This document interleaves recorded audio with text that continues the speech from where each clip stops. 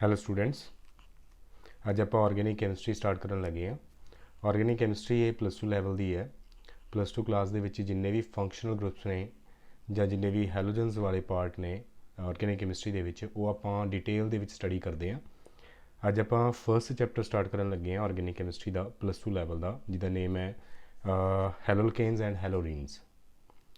So basically ਅਗਰ ਆਪਾਂ start ਕਰੀਏ, ਆਰਗੈਨਿਕ ਕੈਮਿਸਟਰੀ ਬੇਸਿਕਲੀ ਹੁੰਦੀ ਕੀ ਹੈ? Chemistry of hydrocarbons and their derivatives. ਜਿੰਨੇ ਵੀ ਹਾਈਡਰੋਕਾਰਬਨਸ ਨੇ ਰਾਜੇ ਜਾਂ ਉਹਨਾਂ ਦੇ ਡੈਰੀਵੇਟਿਵਸ ਨੇ, ਉਹਨਾਂ ਦੀ ਕੋਲੈਕਟਿਵਲੀ ਕੈਮਿਸਟਰੀ ਨੂੰ ਆਪਾਂ ਕੀ ਬੋਲਦੇ ਹਾਂ? Organic chemistry. ਨਾ ਹਾਈਡਰੋਕਾਰਬਨਸ ਕੀ ਹੁੰਦੇ ਨੇ? ਹਾਈਡਰੋਕਾਰਬਨਸ ਹੁੰਦੇ ਨੇ ਰਾਜੇ ਕਾਰਬਨ ਅਤੇ ਹਾਈਡਰੋਜਨ ਦੇ ਜਿਹੜੇ ਕੰਪਾਊਂਡਸ ਨੇ, ਉਹਨਾਂ ਨੂੰ ਆਪਾਂ ਹਾਈਡਰੋਕਾਰਬਨਸ ਦਾ ਨਾਮ ਦੇ ਦਿੰਦੇ ਹਾਂ। ਠੀਕ ਹੈ ਜੀ। ਜਿਨ੍ਹਾਂ ਦੇ ਵਿੱਚ ਕਾਰਬਨ ਹੈ, ਹਾਈਡਰੋਜਨ ਹੈ, ਉਹਨਾਂ ਦੇ ਕੰਪਾਊਂਡਸ ਬਣੇ ਨੇ, ਉਹਨਾਂ ਨੂੰ ਆਪਾਂ ਹਾਈਡਰੋਕਾਰਬਨਸ ਬੋਲ ਦਿੰਦੇ ਹਾਂ। ਜਿਵੇਂ ਕਿ ਆਪਣੇ ਕੋਲ ਮੀਥੇਨ ਹੋ ਗਿਆ, ਈਥੇਨ ਹੋ ਗਿਆ, ਪ੍ਰੋਪੇਨ ਹੋ ਗਿਆ। ਇਸੇ ਤਰ੍ਹਾਂ ਇਥੀਨ ਹੋ ਗਈ, ਪ੍ਰੋਪੀਨ ਹੋ ਗਈ, ਫਿਰ ਇਥਾਈਨ ਹੋ ਗਿਆ, ਪ੍ਰੋਪਾਈਨ ਹੋ ਗਿਆ, ਐਂਡ ਸੋ ਔਨ। ਇਹਨਾਂ ਦੇ ਵਿੱਚ ਸਾਰਿਆਂ ਦੇ ਵਿੱਚ ਮੇਨਲੀ ਕੀ ਹੈ? ਕਾਰਬਨ ਐਂਡ ਹਾਈਡਰੋਜਨ ਪ੍ਰੈਜ਼ੈਂਟ ਹੈ। That's why they are called hydrocarbons. So derivatives ਕੀ ਹੁੰਦੇ ਨੇ?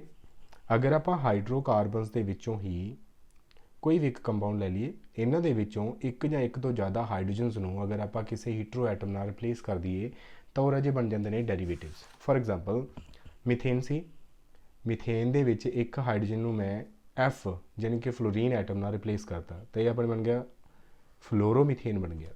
ਤਾਂ ਫਲੋਰੋਮੀਥੇਨ ਜਿਹੜਾ ਹੈ ਰਾਜੇ, ਉਹ ਮੀਥੇਨ ਦਾ ਡੈਰੀਵੇਟਿਵ ਬਣ ਗਿਆ, ਰਾਈਟ। ਇਸੇ ਤਰ੍ਹਾਂ ਆਪਾਂ ਹਾਈਡਰੋਜਨ ਦੀ ਜਗ੍ਹਾ 'ਤੇ ਕਲੋਰੀਨ ਐਡ ਕਰ ਸਕਦੇ ਹਾਂ, ਤਾਂ ਇਹ ਜਿਹੜਾ ਬਣ ਗਿਆ ਕਲੋਰੋਮੀਥੇਨ, ਇਹ ਵੀ ਕੀ ਬਣ ਗਿਆ? ਮੀਥੇਨ ਦਾ ਡੈਰੀਵੇਟਿਵ ਬਣ ਗਿਆ। ਤਾਂ ਆਪਾਂ ਹਾਈਡਰੋਕਾਰਬਨਸ ਅਤੇ ਇਹਨਾਂ ਦੇ ਡੈਰੀਵੇਟਿਵਸ ਦੀ ਕੈਮਿਸਟਰੀ ਨੂੰ ਟੋਟਲੀ ਓਵਰਆਲ ਆਪਾਂ ਕੀ ਬੋਲਦੇ ਹਾਂ? Organic chemistry, right. ਸੋ ਜ਼ਿਆਦਾ ਡਿਟੇਲ 'ਚ ਮੈਂ ਨਹੀਂ ਇਹ ਦੱਸੂੰਗਾ ਕਿਉਂਕਿ ਮੋਸਟ ਆਫ ਦਾ ਸਟੂਡੈਂਟਸ ਨੂੰ ਇਹ ਪਤਾ ਹੀ ਹੈ। ਇਸ ਤੋਂ ਬਾਅਦ ਜਿਹੜਾ +2 ਕਲਾਸ ਦੇ ਵਿੱਚ ਸਿਲੇਬਸ ਹੈ ਜੀ, ਉਹ ਹੈਲੋਜਨ ਡੈਰੀਵੇਟਿਵਸ ਨੇ, ਐਲਕੋਹਲ ਹੈ, ਈਥਰ ਹੈ, ਐਲਡੀਹਾਈਡਸ, ਕੀਟੋਨਸ, ਕਾਰਬੋਕਸਿਲਿਕ ਐਸਿਡਸ, ਨਾਈਟ੍ਰੋਜਨ ਡੈਰੀਵੇਟਿਵਸ। ਇਹ ਸਾਰੇ ਜਿਹੜੇ ਕੰਪਾਊਂਡਸ ਨੇ ਆਪਾਂ +2 ਕਲਾਸ ਦੇ ਵਿੱਚ ਸਟੱਡੀ ਕਰਨੇ ਨੇ।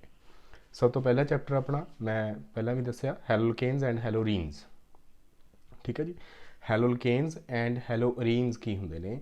ਅਗਰ ਤੁਸੀਂ ਹਾਈਡਰੋਜਨਸ ਨੂੰ, ਜਿਹੜੇ ਹਾਈਡਰੋਕਾਰਬਨਸ ਦੇ ਹਾਈਡਰੋਜਨਸ ਨੇ, ਉਹਨਾਂ ਨੂੰ ਤੁਸੀਂ ਕਿਸੇ ਹੈਲੋਜਨ ਐਟਮ ਨਾਲ ਰਿਪਲੇਸ ਕਰ ਦੇਵੋ ਤਾਂ ਉਹ ਕੀ ਬਣ ਜਾਂਦਾ ਰਾਜੇ? ਹੈਲੋਲਕੇਨਸ ਐਂਡ ਹੈਲੋਰੀਨਸ, ਜਾਂ ਆਪਾਂ ਸਿੰਪਲੀ ਬੋਲ ਦਿੰਦੇ ਹਾਂ ਹੈਲੋਜਨ ਡੈਰੀਵੇਟਿਵਸ।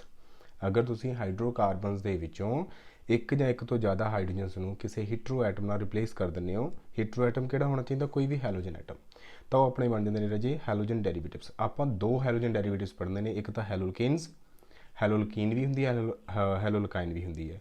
ਇੱਕ ਆਪਾਂ ਪੜ੍ਹਨਾ ਹੈਲੋਰੀਨਸ, ਮਤਲਬ ਜਿਹੜੇ ਐਰੋਮੈਟਿਕ ਹੈਲੋਜਨ ਡੈਰੀਵੇਟਿਵਸ ਨੇ ਉਹ ਪੜ੍ਹਦੇ ਨੇ। ਠੀਕ ਹੈ ਜੀ। ਤਾਂ ਆਪਾਂ ਦੋ ਚੀਜ਼ਾਂ ਇਹਦੇ ਵਿੱਚ ਸਟੱਡੀ ਕਰਨੀਆਂ ਨੇ, ਠੀਕ ਨਾ।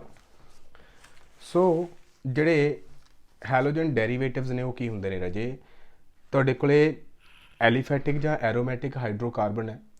ਅਗਰ ਤੁਸੀਂ ਉਹਦੇ ਵਿੱਚੋਂ ਇੱਕ ਜਾਂ ਇੱਕ ਤੋਂ ਜ਼ਿਆਦਾ ਹਾਈਡਰੋਜਨਸ ਨੂੰ ਕਿਸੇ ਹੀਟਰੋ ਐਟਮ ਨਾਲ, ਮਤਲਬ ਹੈਲੋਜਨ ਐਟਮ ਨਾਲ ਰਿਪਲੇਸ ਕਰ ਦਿੰਦੇ ਹੋ, ਤਾਂ ਉਹ ਬਣ ਜਾਂਦਾ ਆਪਣੇ ਕੋਲ ਹੈਲੋਜਨ ਡੈਰੀਵੇਟਿਵ, ਚਾਹੇ ਐਲੀਫੈਟਿਕ ਹੋਵੇ ਚਾਹੇ ਐਰੋਮੈਟਿਕ ਹੋਵੇ। ਅਗਰ ਐਲੀਫੈਟਿਕ ਹੋਇਆ ਤਾਂ ਉਹ ਜਿਹੜਾ ਬਣ ਜਾਏਗਾ ਹੈਲੋਲਕੇਨ ਸੀਰੀਜ਼ 'ਚ ਆ ਜਾਏਗਾ, ਅਗਰ ਐਰੋਮੈਟਿਕ ਹੋਇਆ ਤਾਂ ਹੈਲੋਰੀਨ ਸੀਰੀਜ਼ ਦੇ ਵਿੱਚ ਆ ਜਾਏਗਾ। ਨਾ ਇਹਨਾਂ ਦੀ ਇੰਪੋਰਟੈਂਸ ਕੀ ਹੈ ਰਾਜੇ? ਜਿਹੜੇ ਮੋਸਟ ਆਫ ਦਾ ਹੈਲੋਜਨ ਡੈਰੀਵੇਟਿਵਸ ਨੇ ਉਹ ਹੈਲਥ ਕੇਅਰ ਜਾਂ ਮੈਡੀਸਿਨਸ ਵਾਸਤੇ ਯੂਜ਼ ਕੀਤੇ ਜਾਂਦੇ ਨੇ। ਇਸ ਤੋਂ ਇਲਾਵਾ ਕਾਫੀ ਸਾਰੇ ਆਰਗੈਨਿਕ ਕੰਪਾਊਂਡਸ ਨੇ ਜਿਹੜੇ ਸਿੰਥੇਸਾਈਜ਼ ਕਰਦੇ ਹਾਂ ਆਪਾਂ, ਜਿਵੇਂ ਅਲਕੋਹਲ ਹੋ ਗਿਆ ਜਾਂ ਆਪਣੇ ਕੋਲੇ ਐਲਡੀਹਾਈਡ ਕੀਟੋਨਸ ਹੋ ਗਏ। ਲਗਭਗ ਸਾਰੇ ਜਿਹੜੇ ਆਰਗੈਨਿਕ ਕੰਪਾਊਂਡਸ ਨੇ ਉਹ ਇਹਨਾਂ ਤੋਂ ਸਿੰਥੇਸਾਈਜ਼ ਹੋ ਸਕਦੇ ਨੇ। ਤਾਂ ਇਹ ਇਹਨਾਂ ਦੀ ਇੰਪੋਰਟੈਂਸ ਆ ਗਈ। ਇਹਨਾਂ ਨੂੰ ਪੜ੍ਹਨ ਦੇ ਪਿੱਛੇ ਦਾ ਜਿਹੜਾ ਕਾਰਨ ਹੈ ਉਹ ਕੀ ਹੈ, ਤਾਂ ਕਰਕੇ ਇਹਨਾਂ ਦੀ ਜਿਹੜੀ ਕੈਮਿਸਟਰੀ ਹੈ ਉਹ ਜ਼ਿਆਦਾ ਸਟੱਡੀ ਕੀਤੀ ਜਾਂਦੀ ਹੈ। ਤਾਂ ਆਪਾਂ ਸਿੰਪਲੀ ਇਹ ਬੋਲ ਦਿੰਦੇ ਹਾਂ ਕਿ ਇਹ ਸਿੰਥੈਟਿਕ ਟੂਲ ਨੇ ਕਿਸੇ ਕੈਮਿਸਟ ਦੇ ਹੈਂਡਸ ਦੇ ਵਿੱਚ। ਮਤਲਬ ਕੋਈ ਵੀ ਸਿੰਥੇਸਿਸ ਜਿਹੜੀ ਹੈਗੀ ਹੈ ਤੋਂ ਕੀਤੀ ਜਾ ਸਕਦੀ ਹੈ, ਕੋਈ ਵੀ ਆਰਗੈਨਿਕ ਕੰਪਾਊਂਡ ਜਿਹੜਾ ਹੈਗਾ ਇਹ ਤੋਂ ਸਿੰਥੇਸਾਈਜ਼ ਹੋ ਸਕਦਾ ਹੈ। ਠੀਕ ਹੈ ਜੀ। ਸੋ ਅਗਰ ਐਲੀਫੈਟਿਕ ਹਾਈਡਰੋਕਾਰਬਨ ਹੈ, ਉਹਦੇ ਵਿੱਚ ਹਾਈਡਰੋਜਨ ਨੂੰ ਰਿਪਲੇਸ ਕਰਕੇ ਤੁਸੀਂ ਹੈਲੋਜਨ ਐਟਮ ਲਗਾਇਆ ਤੇ ਬਣ ਗਿਆ ਆਪਣੇ ਹੈਲੋ ਅਲਕੇਨਸ, ਜਾਂ ਸਿੰਪਲੀ ਆਪਾਂ ਬੋਲ ਦਾਂਗੇ ਐਲੀਫੈਟਿਕ ਹਾਈਡਰੋਕਾਰਬਨਸ, ਸੌਰੀ ਐਲੀਫੈਟਿਕ ਹੈਲੋਜਨ ਡੈਰੀਵੇਟਿਵ। ਠੀਕ ਹੈ ਜੀ। ਐਲੀਫੈਟਿਕ ਹੈਲੋਜਨ ਡੈਰੀਵੇਟਿਵ ਹੈ ਜੀ, ਅੱਗੇ ਤਿੰਨ ਤਰ੍ਹਾਂ ਦੇ ਹੁੰਦੇ ਨੇ, ਮੈਂ ਮੇਨਲੀ ਇੱਕ ਲੈ ਕੇ ਚੱਲਦੇ ਹਾਂ, ਹੈਲੋਲਕੇਨਸ ਹੀ ਲੈ ਕੇ ਚੱਲ ਰਹੇ ਹਾਂ, ਤਾਂ ਕਰਕੇ ਮੈਂ ਬਾਰ-ਬਾਰ ਉੱਥੇ ਹੈਲੋਲਕੇਨਸ ਹੀ ਬੋਲ ਦਿੰਦਾ। ਠੀਕ ਹੈ ਜੀ। ਅੱਗੇ ਹੈਗਾ, ਅਗਰ ਤੁਹਾਡੇ ਕੋਲੇ ਬੈਂਜੀਨ ਰਿੰਗ ਹੈ ਜਾਂ ਐਰੋਮੈਟਿਕ ਹਾਈਡਰੋਕਾਰਬਨ ਹੈ, ਉਹਦੇ ਵਿੱਚ ਤੁਸੀਂ ਹਾਈਡਰੋਜਨ ਨੂੰ ਰਿਪਲੇਸ ਕੀਤਾ ਹੈਲੋਜਨ ਐਟਮ ਦੇ ਨਾਲ, ਤਾਂ ਉਹ ਬਣ ਜਾਏਗਾ ਆਪਣਾ ਐਰੋਮੈਟਿਕ ਹੈਲੋਜਨ ਡੈਰੀਵੇਟਿਵ, ਰਾਈਟ। ਆਪਾਂ ਦੋ ਹੀ ਸਟੱਡੀ ਕਰਨੇ ਨੇ, ਹੈਲੋਲਕੇਨਸ ਐਂਡ ਹੈਲੋਅਰੀਨਸ। ਨੋ ਜਦੋਂ ਚੈਪਟਰ ਸਟਾਰਟ ਕਰਦੇ ਆ ਇਹਦੇ ਵਿੱਚ ਕਲਾਸੀਫਿਕੇਸ਼ਨਸ ਆਉਂਦੀਆਂ ਨੇ। ਮੈਂ ਸਾਰੀਆਂ ਕਲਾਸੀਫਿਕੇਸ਼ਨਸ ਨੂੰ ਅਲੱਗ-ਅਲੱਗ ਵੇ ਨਾਲ ਤੁਹਾਨੂੰ ਸਮਝਾਉਣ ਦੀ ਕੋਸ਼ਿਸ਼ ਕਰੂੰਗਾ। ਪਹਿਲੀ ਕਲਾਸੀਫਿਕੇਸ਼ਨ ਨੂੰ ਮੈਂ A ਨਾਲ ਲਿਖ ਦਿੰਦਾ। ਫਸਟ ਕਲਾਸੀਫਿਕੇਸ਼ਨ ਹੈ ਜਿਹੜੀ ਬੇਸਿਕ ਕਲਾਸੀਫਿਕੇਸ਼ਨ ਹੈ। ਇਹਦੇ ਬੇਸ 'ਤੇ ਆਪਾਂ ਅਗਰ ਬਰੋਡਲੀ ਡਿਵਾਈਡ ਕਰੀਏ ਤਾਂ ਦੋ ਤਰ੍ਹਾਂ ਦੇ ਜਿਹੜੇ ਹੈਲੋਜਨ ਡੈਰੀਵੇਟਿਵਸ ਨੇ ਉਹ ਬਣਦੇ ਨੇ। ਪਹਿਲੇ ਹੈਗੇ ਨੇ ਐਲੀਫੈਟਿਕ ਹੈਲੋਜਨ ਡੈਰੀਵੇਟਿਵਸ, ਦੂਸਰੇ ਹੈਗੇ ਨੇ ਐਰੋਮੈਟਿਕ ਹੈਲੋਜਨ ਡੈਰੀਵੇਟਿਵਸ। ਐਲੀਫੈਟਿਕ ਰਾਜੇ ਕਿਹੜੇ ਹੋਣਗੇ? ਅਗਰ ਤੁਹਾਡੇ ਕੋਲ ਐਲੀਫੈਟਿਕ ਹਾਈਡਰੋਕਾਰਬਨ ਹੈ, ਉਹਦੇ ਵਿੱਚ ਤੁਸੀਂ ਹੈਲੋਜਨ ਜਿਹੜਾ ਹੈਗਾ ਐਡ ਕੀਤਾ ਜਾਂ ਕਹ ਲਓ ਹੈਲੋਜਨ ਇਨਜ਼ਰਟ ਕੀਤਾ ਤਾਂ ਉਹ ਬਣ ਗਏ ਐਲੀਫੈਟਿਕ ਹੈਲੋਜਨ ਡੈਰੀਵੇਟਿਵ। ਇਹ ਤਿੰਨ ਤਰ੍ਹਾਂ ਦੇ ਨੇ। ਹੈਲੋਅਲਕੇਨਸ, ਅਗਰ ਤੁਸੀਂ ਅਲਕੇਨਸ ਦੇ ਵਿੱਚ ਕਰਦੇ ਹੋ ਜਿਹਦਾ ਫਾਰਮੂਲਾ ਹੈਗਾ CnH2n+2, ਅਗਰ ਇਹਦੇ ਵਿੱਚ ਕੋਈ ਜਿਹੜਾ ਹੈਲੋਜਨ ਹੈ ਤੁਸੀਂ ਰਿਪਲੇਸ ਕਰ ਰਹੇ ਹੋ, ਸੌਰੀ ਹਾਈਡਰੋਜਨ ਰਿਪਲੇਸ ਕਰਕੇ ਹੈਲੋਜਨ ਲਗਾ ਰਹੇ ਹੋ ਤਾਂ ਉਹ ਬਣ ਗਏ ਹੈਲੋਅਲਕੇਨਸ। ਅਗਰ ਅਲਕੀਨ ਹੈ ਤੁਹਾਡੇ ਕੋਲੇ, ਉਹਦੇ ਵਿੱਚ ਤੁਸੀਂ ਇਹ ਡੈਰੀਵੇਟਿਵ ਕਰ ਰਹੇ ਹੋ ਤਾਂ ਉਹ ਬਣ ਗਿਆ ਹੈਲੋਅਲਕੀਨ। ਅਗਰ ਤੁਹਾਡੇ ਕੋਲੇ ਅਲਕਾਈਨ ਰਾਜੇ ਜਿਹਦਾ ਜਨਰਲ ਫਾਰਮੂਲਾ ਹੁੰਦਾ ਹੈ CnH2n-2, ਤਾਂ ਇਹਦੇ ਵਿੱਚ ਅਗਰ ਡੈਰੀਵੇਟਿਵ ਕਰ ਰਹੇ ਹੋ ਤਾਂ ਉਹ ਬਣ ਗਿਆ ਹੈਲੋਅਲਕਾਈਨ। ਸੋ ਬੇਸਿਕਲੀ ਐਲੀਫੈਟਿਕ ਹੈਲੋਜਨ ਡੈਰੀਵੇਟਿਵ ਤਿੰਨ ਤਰ੍ਹਾਂ ਦੇ ਨੇ, ਹੈਲੋਅਲਕੇਨਸ, ਹੈਲੋਅਲਕੀਨਸ ਐਂਡ ਹੈਲੋਅਲਕਾਈਨਸ। ਐਰੋਮੈਟਿਕ ਹੈਲੋਜਨ ਡੈਰੀਵੇਟਿਵਸ ਨੇ ਰਾਜੇ ਉਹ ਦੋ ਤਰ੍ਹਾਂ ਦੇ ਨੇ। ਇੱਕ ਤਾਂ ਨਿਊਕਲੀਅਰ ਹੈਲੋਜਨ ਡੈਰੀਵੇਟਿਵ ਹੈ, ਇੱਕ ਸਾਈਡ ਚੇਨ ਹੈ। ਨਿਊਕਲੀਅਰ ਕਿਹੜੇ ਹੁੰਦੇ ਨੇ? ਅਗਰ ਤੁਹਾਡੇ ਕੋਲੇ ਜਿਵੇਂ ਇਹ ਬੈਂਜ਼ੀਨ ਰਿੰਗ ਹੈ ਰਾਜੇ, ਬੈਂਜ਼ੀਨ ਰਿੰਗ ਦੇ ਨਾਲ ਡਾਇਰੈਕਟਲੀ ਤੁਸੀਂ ਕਲੋਰੀਨ ਅਟੈਚ ਕਰਤਾ, ਡਾਇਰੈਕਟਲੀ ਐਡ ਕੀਤਾ ਨਿਊਕਲੀਅਸ ਨਾਲ, ਤਾਂ ਉਹਨੂੰ ਬੋਲਾਂਗੇ ਨਿਊਕਲੀਅਰ ਹੈਲੋਜਨ ਡੈਰੀਵੇਟਿਵ। ਜਿਵੇਂ ਕਲੋਰੋ ਬੈਂਜ਼ੀਨ ਹੈ, ਇਹ ਨਿਊਕਲੀਅਰ ਹੈਲੋਜਨ ਡੈਰੀਵੇਟਿਵ ਹੈ। ਇੱਕ ਰਾਜੇ ਸਾਈਡ ਚੇਨ ਹੈਲੋਜਨ ਡੈਰੀਵੇਟਿਵ ਹੁੰਦੇ ਨੇ। ਜਿਵੇਂ ਆਪਣੇ ਕੋਲੇ ਬੈਂਜ਼ੀਨ ਰਿੰਗ ਦੇ ਨਾਲ ਕੋਈ ਚੇਨ, ਸਾਈਡ ਚੇਨ ਲੱਗੀ ਹੋਈ ਹੈ, ਜਿਵੇਂ CH3 ਲੱਗ ਗਿਆ, ਟੋਲੂਏਨ ਬਣ ਗਿਆ, ਤਾਂ ਇਹਦੇ ਵਿੱਚ ਇੱਕ ਹਾਈਡਰੋਜਨ ਨੂੰ ਆਪਾਂ ਰਿਪਲੇਸ ਕਰਕੇ ਇਹਦੀ ਜਗ੍ਹਾ 'ਤੇ ਕੀ ਲਗਾਤਾ? ਕੋਈ ਹੈਲੋਜਨ ਲਗਾਤਾ, ਤਾਂ ਇਹ ਬਣ ਗਿਆ ਆਪਣਾ ਸਾਈਡ ਚੇਨ ਹੈਲੋਜਨ ਡੈਰੀਵੇਟਿਵ। ਸੋ ਦੋ ਤਰ੍ਹਾਂ ਦੇ ਐਰੋਮੈਟਿਕ ਹੈਲੋਜਨ ਡੈਰੀਵੇਟਿਵ ਬਣ ਗਏ, ਇੱਕ ਨਿਊਕਲੀਅਰ, ਇੱਕ ਸਾਈਡ ਚੇਨ। ਸੋ ਇਹ ਫਸਟ ਕਲਾਸੀਫਿਕੇਸ਼ਨ ਸੀ। ਸੈਕੰਡ ਕਲਾਸੀਫਿਕੇਸ਼ਨ ਹੈ ਜਿਹਨੂੰ ਮੈਂ B ਨਾਲ ਰਿਪਰੈਜ਼ੈਂਟ ਕੀਤਾ। B ਕਲਾਸੀਫਿਕੇਸ਼ਨ ਕਾਹਦੇ ਬੇਸ 'ਤੇ ਹੈ? Basis of halogen atom. Halogen atom ਕਿਹੜਾ ਅਟੈਚ ਹੈ ਉਹਦੇ ਬੇਸ 'ਤੇ ਜਿਹੜੀ ਕਲਾਸੀਫਿਕੇਸ਼ਨ ਹੈ ਇਹ ਬਣਾਈ ਹੈ ਮੈਨੇ। ਤਾਂ ਇਹਦੇ ਬੇਸ 'ਤੇ ਅਗਰ ਆਪਾਂ ਕਲਾਸੀਫਾਈ ਕਰੀਏ ਜਿਹੜੇ ਕੰਪਾਊਂਡਸ ਨੇ, ਹੈਲੋਜਨ ਡੈਰੀਵੇਟਿਵਸ ਨੇ, ਉਹ ਚਾਰ ਤਰ੍ਹਾਂ ਦੇ ਬਣਦੇ ਨੇ। ਇੱਕ ਤਾਂ ਹੈਗੇ ਨੇ ਫਲੋਰੋ ਡੈਰੀਵੇਟਿਵਸ ਜਿਨ੍ਹਾਂ ਦੇ ਵਿੱਚ ਫਲੋਰੀਨ ਐਟਮ ਅਟੈਚ ਹੈ। ਇੱਕ ਹੈਗਾ ਕਲੋਰੋ ਡੈਰੀਵੇਟਿਵ ਜਿਹ 'ਚ ਹੈਲੋਜਨ ਕਲੋਰੀਨ ਐਡ ਕੀਤਾ ਆਪਾਂ ਨੇ। ਇੱਕ ਬ੍ਰੋਮੋ ਹੋ ਗਿਆ ਜਿਹਦੇ ਵਿੱਚ ਬ੍ਰੋਮੀਨ ਐਡ ਕੀਤਾ। ਆਈਡੋ ਜਿਹਦੇ ਵਿੱਚ ਆਇਓਡੀਨ ਐਡ ਕੀਤਾ ਆਪਾਂ ਨੇ। ਠੀਕ ਹੈ ਜੀ। ਤਾਂ ਮਤਲਬ ਹੈਲੋਜਨ ਐਟਮ ਆਪਾਂ ਚਾਰ ਯੂਜ਼ ਕਰ ਰਹੇ ਹਾਂ ਇੱਥੇ। ਦੈਟਸ ਵਾਈ ਇਹ ਕਲਾਸੀਫਿਕੇਸ਼ਨ ਦੇ ਬੇਸ 'ਤੇ ਆਪਾਂ ਕੰਪਾਊਂਡਸ ਨੂੰ ਚਾਰ ਪਾਰਟਾਂ ਦੇ ਵਿੱਚ ਡਿਵਾਈਡ ਕਰ ਸਕਦੇ।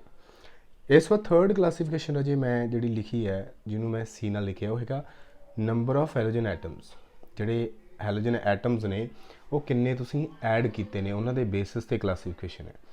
ਇਹ ਸਿਰਫ ਜਿਹੜਾ ਇੱਕ ਕਾਰਬਨ ਹੈ ਉਹਦੇ ਨਾਲ ਕਿੰਨੇ ਹੈਲੋਜਨ ਐਟਮਸ ਅਟੈਚ ਨੇ ਉਹਦੇ ਬੇਸਿਸ 'ਤੇ ਹੀ ਹੈ। ਅਗਰ ਤੁਸੀਂ ਸਿਰਫ ਇੱਕ ਹੈਲੋਜਨ ਐਟਮ ਹੀ ਲਗਾਇਆ, ਹਾਈਡਰੋਜਨ ਨੂੰ ਰਿਪਲੇਸ ਕੀਤਾ ਇੱਕ ਹੈਲੋਜਨ ਐਟਮ ਨਾਲ, ਤਾਂ ਉਹ ਬਣ ਗਿਆ ਮੋਨੋ ਹੈਲੋਜਨ ਡੈਰੀਵੇਟਿਵ।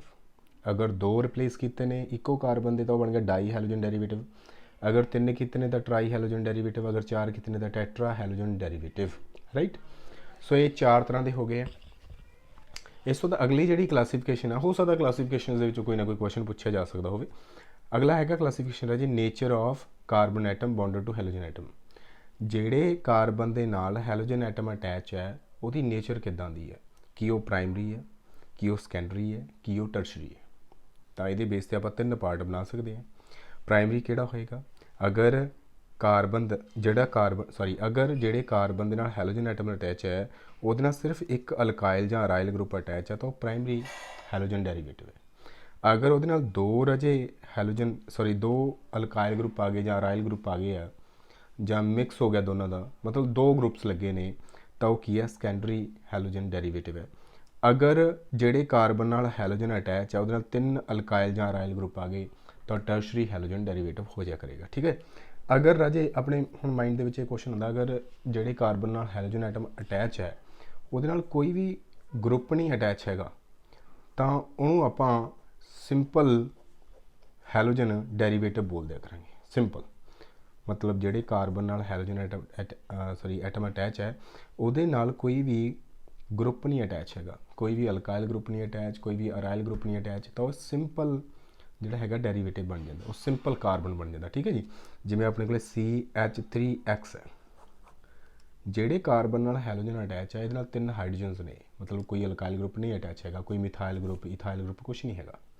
ਤਾਂ ਇਟ ਮੀਨਸ ਇਹ ਕੀ ਹੈ, ਸਿੰਪਲ ਹੈਲੋਜਨ ਡੈਰੀਵੇਟਿਵ ਹੈ। ਇੱਥੇ ਜਿਹੜਾ ਇਹ ਕਾਰਬਨ ਹੈ ਸਿੰਪਲ ਹੈ, ਇੱਥੇ ਜਿਹੜਾ ਇਹ ਕਾਰਬਨ ਹੈ ਇਹ ਪ੍ਰਾਇਮਰੀ ਬਣ ਗਿਆ, ਇਹ ਸੈਕੰਡਰੀ ਬਣ ਗਿਆ, ਇਹ ਟਰਸ਼ਰੀ ਬਣ ਗਿਆ, ਰਾਈਟ।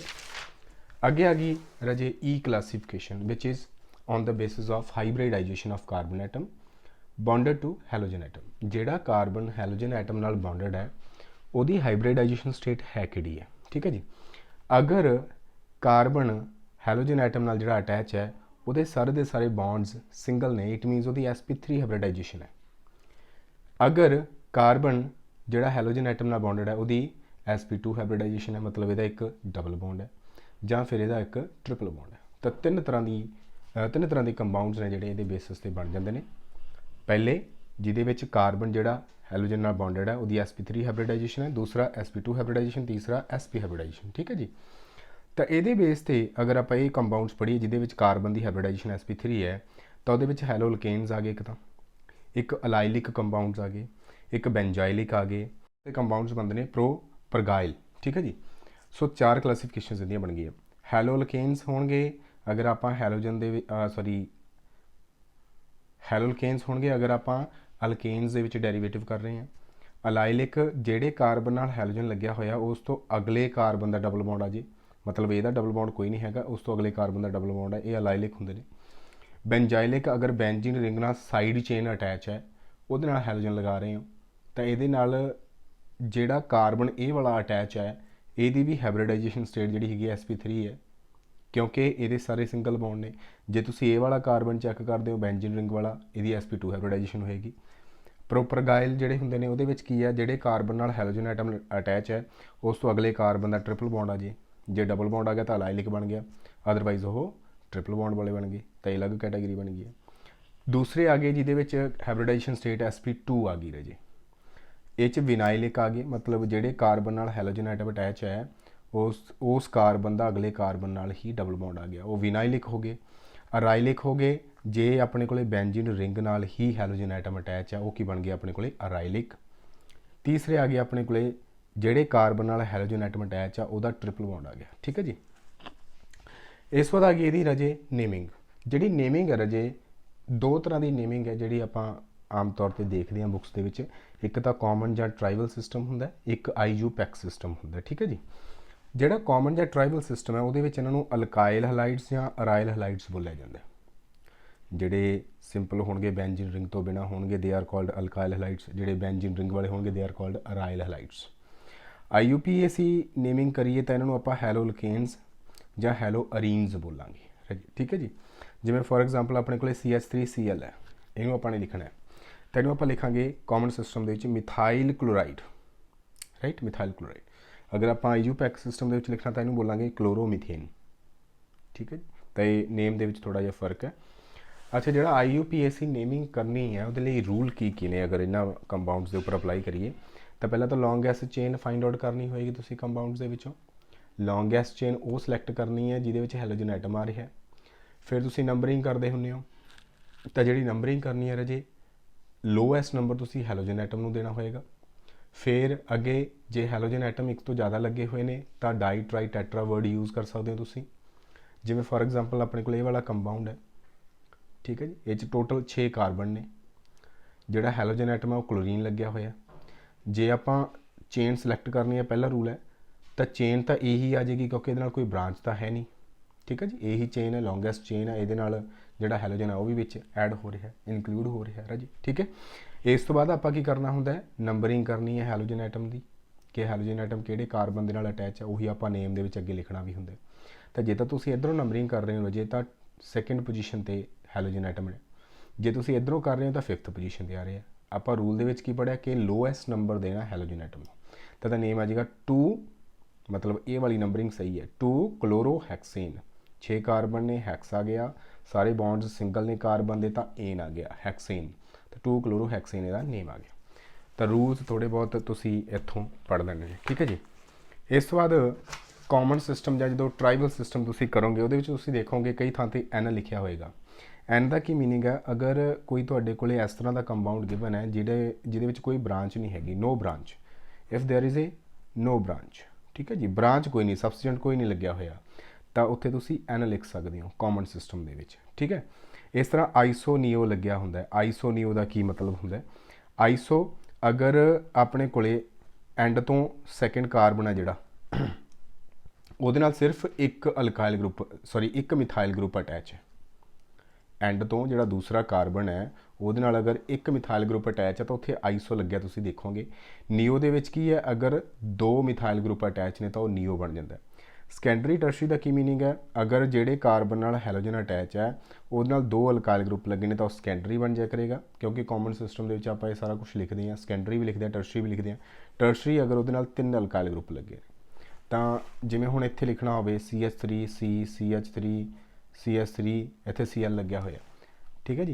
तो इत्थे आपां कोई लॉन्गेस्ट चेन वगैरह कुछ लैण की लोड़ नहीं, आपां नूं पता भी ये वाला कार्बन जिहड़ा हैगा वो टर्शरी है, तो इहदा नेम सिंपली आपां ब्यूटाइल लिख सकते हैं, ठीक है, ब्यूटाइल क्लोराइड। बट उहदे अगे आपां लिख Dange TERT, tertiary butyl chloride, ये तुसीं नाम अगे लिख सकते। तो इहदी नेमिंग की तुसीं प्रैक्टिस करनी है। अगे इस चैप्टर के जिन्ना भी इंपॉर्टेंट पार्ट आएगा वो मैं करवाने की कोशिश करूँगा। वीडियो थोड़ी लेंथी बन जाएगी, तां करके मैं इत्थे खत्म कर रहा, ये पार्ट 1 है। तो अगे पार्ट सैकेंड जो तुहानूं चाहिए तो तुसीं कमेंट्स के जरूर दसना, मैं तुहानूं पार्ट सैकेंड इस वीडियो का लैके आऊँगा, जिहदे सिर्फ आपां इंपॉर्टेंट पार्ट ही करांगे, रिएक्शनस करांगे, जां होर कुछ जिहड़ा भी इंपॉर्टेंट पार्ट हैगा इस चैप्टर का वो करांगे, ठीक है जी। So thank you.